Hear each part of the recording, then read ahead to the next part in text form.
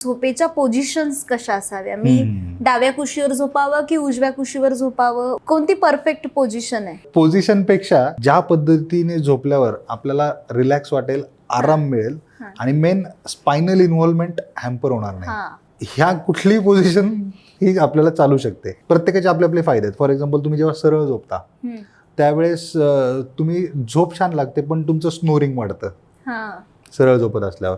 जेव्हा तुम्ही उजव्या बाजूला किंवा डाव्या बाजूला झोपता त्यावेळेस तुमचं स्नोरिंग कमी राहतं, पण डायजेशनचा प्रॉब्लेम वाढतो त्या ह्याच्यात. असं बऱ्याच ह्याच्यात रिसर्चमध्ये. पोटावर झोपलं की तुमच्या मानेवर ताण पडतो, तुम्ही जास्त वेळ नाही झोपू शकत, मग तुमचे ते बाकीचे फिजिकल मुवमेंट रेस्ट्रिक्टेड होऊन जातात. ह्या पोझिशनमध्ये प्रत्येकाचे थोडेसे बेनिफिट्स असतात, पण ॲट द सेम टाइम हे पण होतं त्याला, मग तोटा सुद्धा थोडासा होऊ शकतो तो. कारण पोझिशन फारशी तुम्ही एका बाजूला झोपणं इज ओके, फारशी काही अडचण नाही, पण त्यातल्यात मी म्हणेल जे कम्फर्टेबल आहे ना ते झोपा, ते फक्त त्या पद्धतीने.